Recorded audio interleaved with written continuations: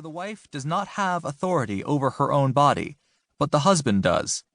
Likewise, the husband does not have authority over his own body, but the wife does.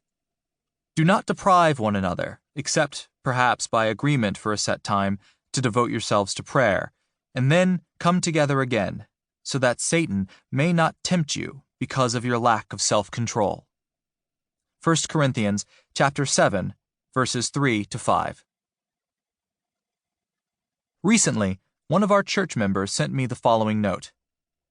On the way back from a Cub Scout meeting, my grandson innocently said to my son, "Dad, I know babies come from mommy's tummies, but how do they get there in the first place?"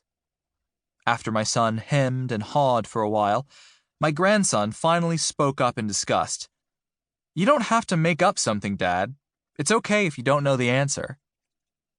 Well, most of us know the answer, but sometimes we find it uncomfortable to talk about. When Rebecca, our youngest, was 10, she had been learning where babies come from. She asked me, "Dad, you and Mom never did that, did you?" I answered, "How do you think you got here, Becca?" She looked at me with surprise. Then, I smiled and told her, "But don't worry. After you were born, we decided never to do that again." My point, of course, is not simply that it's hard to talk to our children about sexuality. Most couples find it difficult, at least at times, to talk about sexual intimacy with each other, much less to develop a fulfilling intimate relationship. Though physical intimacy plays an important and wonderful role in healthy marital relationships, it can also be a source of tremendous frustration and pain. As we turn our attention to the subject of sexual intimacy, my hope is to summarize for you what the Bible teaches about the meaning of sex, to talk frankly about what we've learned from the 5,184 people who took the sexual intimacy portion of our Love, Sex, and Marriage survey, and finally, to offer some hints for improving your intimate life.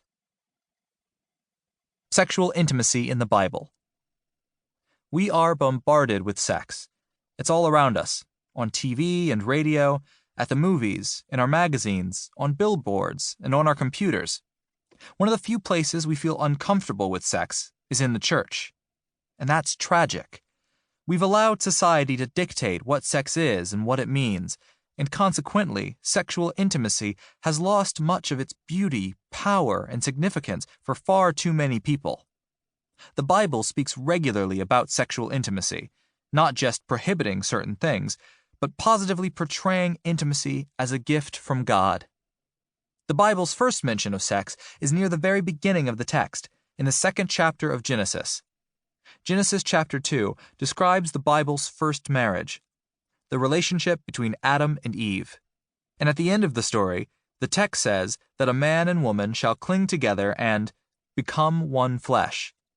It goes on to say they were both naked and were not ashamed. Verses 24 to 25.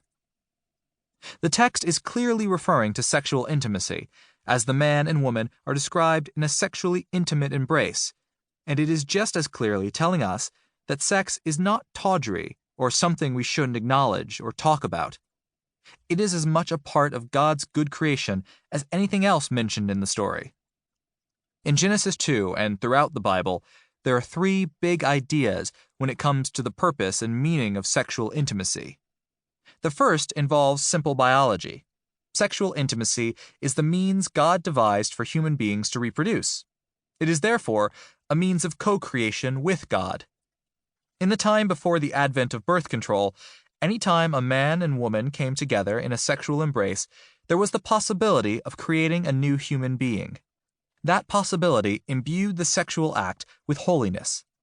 It made the act something awesome, powerful, and mysterious, all at the same time. Of course, not everyone who becomes sexually intimate plans to have children, and some people are unable to have children.